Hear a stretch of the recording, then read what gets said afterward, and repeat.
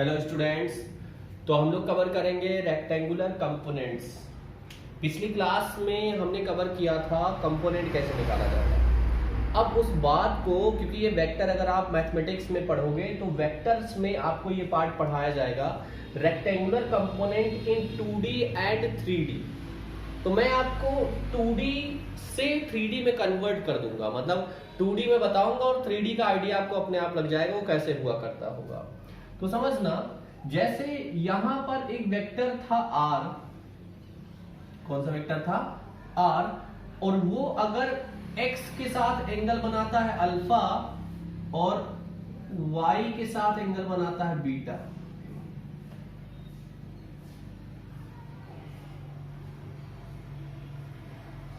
y के साथ क्या एंगल बनाता है बीटा, y एक्सिस के साथ क्या एंगल बनाता है बीटा। तो इसके दो कंपोनेंट होंगे, एक आएगा इसमें y के साथ एंगल है बीटा और x के साथ क्या है अल्फा। एक x में कंपोनेंट आएगा, ये r वेक्टर है, एक x में कंपोनेंट आएगा। x वाला कंपोनेंट जिधर थीटा हो उधर कॉस आता है, तो क्या x वाला कंपोनेंट rx की वैल्यू r cos अल्फा आएगी। क्या आएगा r cos अल्फा। और जिधर थीटा नहीं होता उसके अपोजिट में साइन आता है। लेकिन एक बात समझना, अगर बीटा के अकॉर्डिंग देखे तो क्या बीटा के साइड में क्या आना चाहिए, r y equal to r cos beta. तो साइन में इसमें ला ही नहीं रहा हूं, मतलब पुराने टेक्निक में हम लोग साइन ला रहे थे, ये मैं 3D समझाना चाहता हूं, दैट इज वाई हम लोग अल्फा बीटा में खेल रहे हैं। अब यहां पर एक बात देखना, क्या तुम्हें आर कॉस अल्फा पता चल गया। कॉस अल्फा क्या होगा r upon r x upon r. क्या तुम्हें कॉस बीटा पता चल गया, कॉस बीटा क्या होगा आर वाई अपॉन आर। अगर आर की वैल्यू पता करनी हो तो क्या ये आर एक्स है और ये आर वाई है। If you get the point, this whole length is r x और ये पूरा लेंथ क्या है आर वाई। अगर पाइथागोरस थ्योरम के हिसाब से देखूं तो ये आर एक्स है और ये आर वाई है और ये अपना r है। तो क्या पाइथागोरस से तुम r निकाल सकते हो। तो क्या r equal to root of r x का स्क्वायर प्लस आर वाई का स्क्वायर। अगर और बेहतर ढंग से हम लोग समझे तो r square equal to r x का स्क्वायर प्लस आर वाई का स्क्वायर। फ्रॉम हियर अगर मैं आपको कहूं कि कॉस स्क्वायर अल्फा बताओ तो कॉस स्क्वायर अल्फा किसके बराबर होगा, इसकी वैल्यू बताओ कितना होगा। अगर आपसे कोई पूछ ले cos square alpha plus cos square beta बराबर कितना, ये क्वेश्चन आया हुआ है। अगर रेक्टेंगुलर कंपोनेंट में अल्फा और बीटा दिया है, you will be asked that what is the value of cos square alpha plus cos square beta. तो कॉस स्क्वायर अल्फा की वैल्यू कितनी होगी, आप मुझे बताओ। यहां से क्या ये निकल जाएगा, कॉस अल्फा की जगह क्या रख सकते हैं r x by r plus इसकी जगह रख सकते हैं r y by r. From here मतलब ये एलएचएस को लेकर के हम लोग चल रहे हैं। अब यहां से आर एक्स और अपॉन आर स्क्वायर आएगा, आर स्क्वायर की जगह मैं क्या लिख सकता हूं r x square plus r y square. फिर यहां से भी क्या आएगा r y upon r x square plus r y square.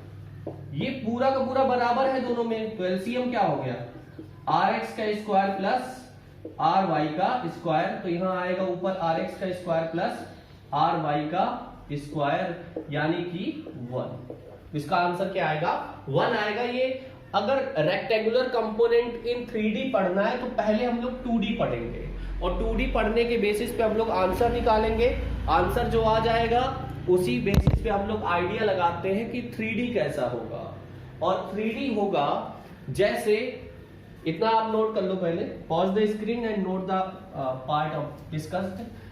अब हम लोग क्या करते हैं उसी बेसिस पे मैं तुम्हें समझाता हूं, क्योंकि ये 3D में है। 3D मतलब समझना, सपोज आई हैव 3 मार्कर्स और पेन है मेरे पास में। This part is x axis, this part is y axis and this part is z axis. Clear और नॉट। ये पार्ट क्या है z एक्सिस। में एक और पेन लेके आता हूं। यहां पर ये वेक्टर है, it is little bit typical लेकिन फिर भी हम लोग करते हैं। पिछली बार की कहानी क्या थी? पिछली बार की कहानी ये थी कि ये x था, ये y था, और यहाँ आपका वेक्टर था, ये अल्फा था, ये बीटा था, तो खेल हो गया था। अब की बार वेक्टर ऐसे है कुछ। अगर वेक्टर ऐसे है तो ये x के साथ भी एंगल बना रहा है, थोड़ा डिफिकल्ट गेम है। वेक्टर कुछ इस तरह से है, ये x के साथ भी एंगल बना रहा है, देखना x के साथ एंगल ये वाला बनेगा ऐसे करके जो बन रहा है, y के साथ भी एंगल बना रहा है, y के साथ ऐसे करके, और क्या z के साथ भी एंगल बना रहा है। तो ये जो वेक्टर जो भी है, मैं अगर इसको ऐसे कर दूं, z को मैं हटा देता हूं अभी, तो अच्छे से स्टेबल हो जाएगा। जो भी वेक्टर है क्या x के साथ एंगल बना रहा है अल्फा, y के साथ एंगल बना रहा है बीटा, और z यानी कि इस वाले के साथ एंगल बना रहा है गामा। क्या बोलेंगे? गामा।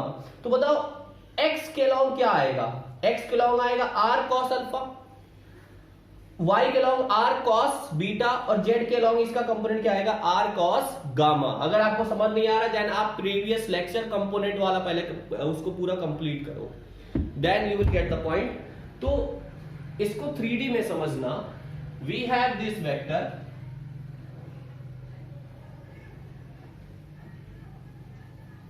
और ये कुछ ऐसे है, कुछ ऐसे है, मतलब ये ऐसे बाहर की तरफ निकला है, इसमें बनाना थोड़ा मुश्किल है, इट्स नॉट सो इजी। तो यहां से ये अल्फा बनता है, ये बनता है बीटा, और ये वाला जो एंगल बनता है वो क्या होता है? गामा। तो बताओ ये अगर r है तो rx क्या होगा? r cos अल्फा, ry क्या होगा?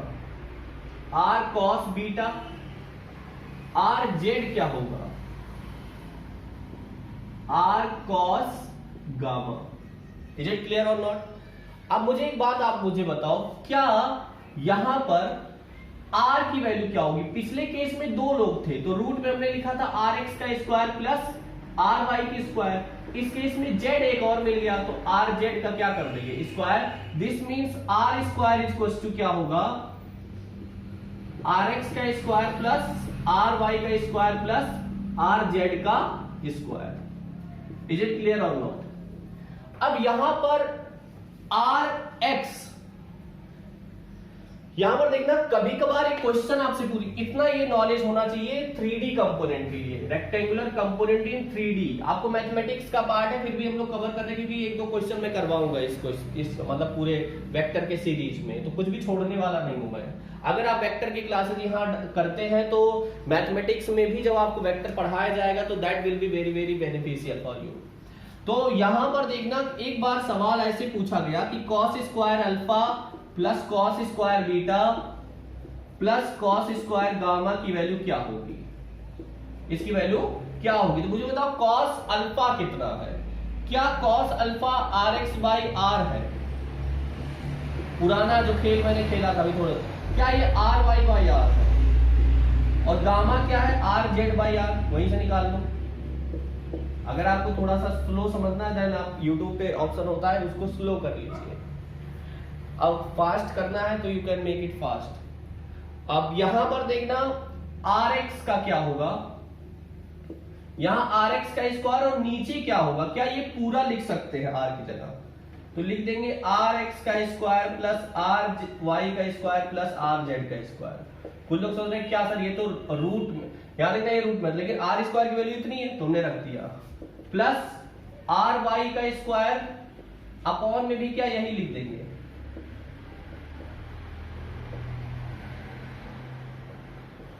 प्लस rz का स्क्वायर अपॉन में भी क्या यही लिख देंगे।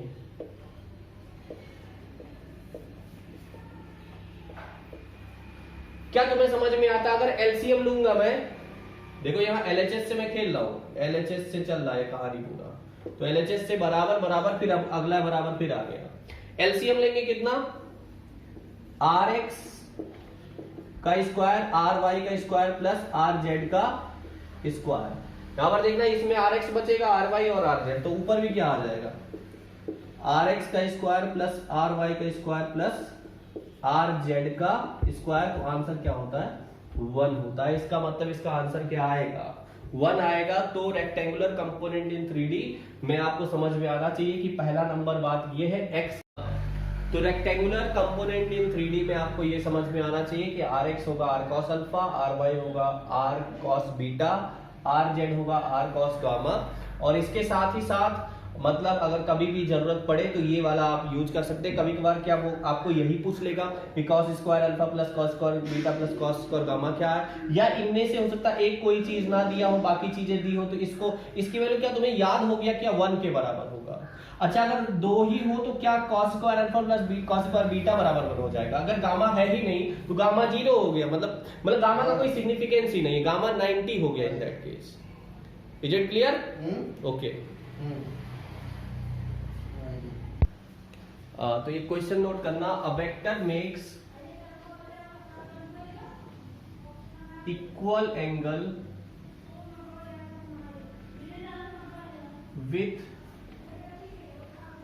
x मतलब x एक्सिस के साथ y एंड z,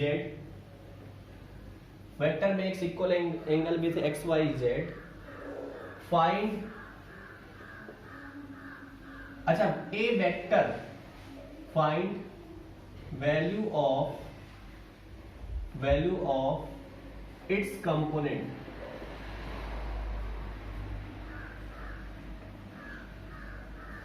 अब ए वेक्टर ऐसे दिया है, vector a makes equal angle with x y z, find value of its component. तो इसके ऑप्शंस आपको दिए थे a/√3,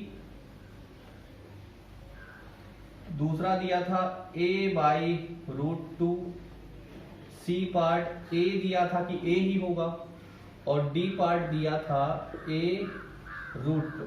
अब इसका आंसर निकालना है, मतलब एक वेक्टर है जो कि इक्वल एंगल बनाता है एक्स वाई जेड से, और ए वेक्टर का जो मैग्नीट्यूड है वो कितना है, वो ए है, सही है।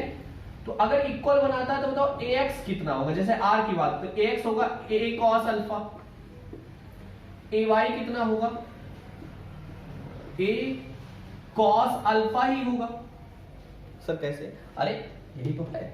और az कितना होगा, क्योंकि इक्वल है, तो a alpha beta, alpha equal to beta equal to gamma, इसने दिया है, तो मतलब मैं बीटा की जगह भी अल्फा रखता हूं और गामा की जगह भी अल्फा रखता हूं। रख सकते कि नहीं रख सकते, बिल्कुल रख सकते।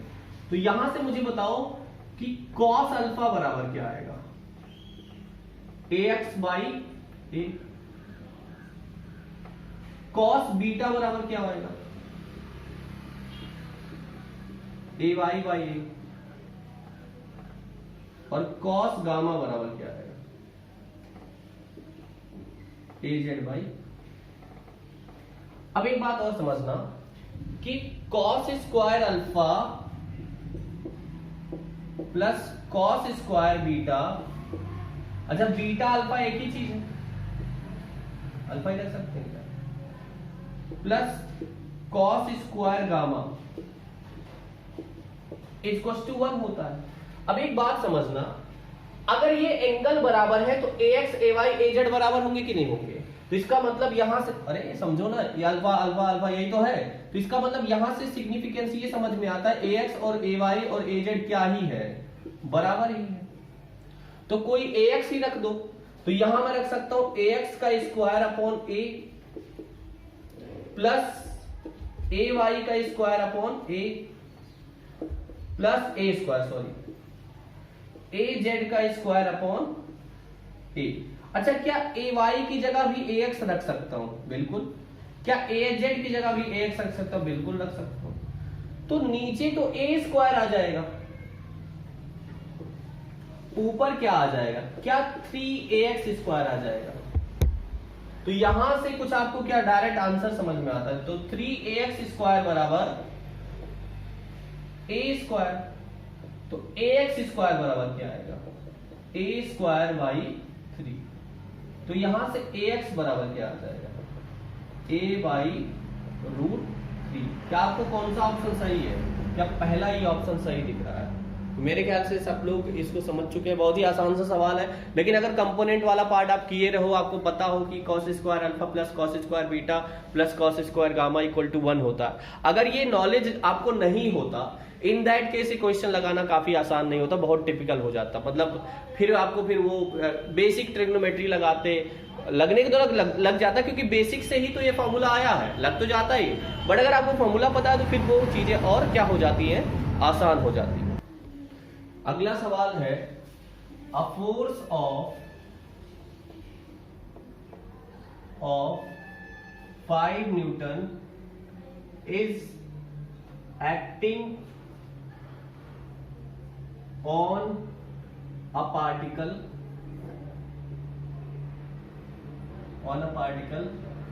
making in a direction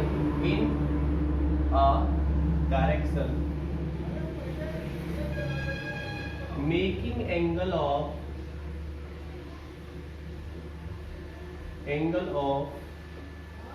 60 degree with the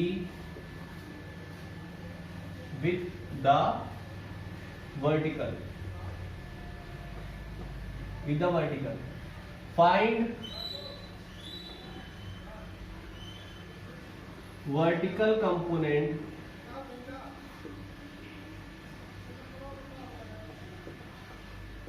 of force। बहुत ही आसान सा सवाल, एक बार ऐसे आ गया था किसी कंपटीशन एग्जाम में, छोटे से कंपटीशन एग्जाम में, फिर तो मैं करवा दे रहा हूँ। इसका पहला आंसर है 5 न्यूटन ही होगा, जो कि एकदम देखने से ही मतलब गलत लग रहा है। दूसरा होगा 3 न्यूटन, तीसरा है 7 न्यूटन, जो कि हो ही नहीं सकता, डी पार्ट हो गया 2.5 न्यूटन। अच्छा, मैं एक क्वेश्चन पूछता हूँ, 7 न्यूटन क्यों नहीं हो सकता? समझना, कभी भी कंपोनेंट ओरिजिनल से बड़ा नहीं हो सकता। जैसे मैं इस मार्कर को तोड़ दूं तो इसका टुकड़ा इस मार्कर से बड़ा नहीं हो सकता, वो हमेशा मार्कर से क्या ही होगा, छोटा ही होगा। तो यहां पर देखना, एक फोर्स है कितने न्यूटन का, 5 न्यूटन का। हम लोग क्या कर रहे हैं, वर्टिकल के साथ में 60 डिग्री पर लगा रहे हैं, वर्टिकल कंपोनेंट चाहिए। तुमको मैंने बताया था जिधर एंगल उधर कॉस लेंगे, तो वर्टिकल कंपोनेंट जो वेक्टर का Fy है वो आएगा 5 cos 60, और तो 5 cos 60 हाफ होता है, आंसर आ गया 2.5। This is the correct answer. बहुत ही आसान सा सवाल, तो मुझे लगता है सब लोग कर सकते हैं। I hope you have done well in this lecture, और बहुत ही छोटा सा लेक्चर मैंने इस पे अपलोड किया। कल हम लोग आई जे, जैसे यहाँ लिखा रहता है 3i + 5j + 7k, इस टाइप का, तो हम कल इस बात को बताएंगे कि ये इसका सिग्निफिकेंस क्या है और ये दिखते कैसे हैं। अगर फोर्स लग रहा है 3 न्यूटन, 5 न्यूटन, 7 न्यूटन अलग अलग डायरेक्शन में, तो इसको इस वे में कैसे लिखते हैं। पहली बात है, अगर आपको लैंग्वेज दिया है तो ये कैसे लिखोगे, और ये लिखा रहा है तो लैंग्वेज कैसे पता करोगे कि इसका मीनिंग क्या होता है। तो this is all we will perform in the next lecture. Till then आप जितना भी वेक्टर 5, 6 हो गया है, आप उतने का करते रहिए। जितने भी स्टूडेंट नीट के लिए हैं या जेई के लिए, उनके लिए मैंने 6 लेक्चर अपलोड कर दिया है वेक्टर्स का लगभग, और 12 लेक्चर अपलोड हो गया ऑप्टिक्स का। मुझे लगता है आपके लिए सफिशिएंट अमाउंट होगा पढ़ने के लिए। इसके अलावा ऐसे ही केमिस्ट्री में भी 1-2 लेक्चर ज्यादा ही अपलोड हुआ है, और मैथमेटिक्स में भी अपलोड हो रहा है। तो हम लोग पूरी टीम लगी हुई है, नंबर ऑफ लेक्चर्स आपको काफी ज्यादा मिल रहे हैं। That's all for today.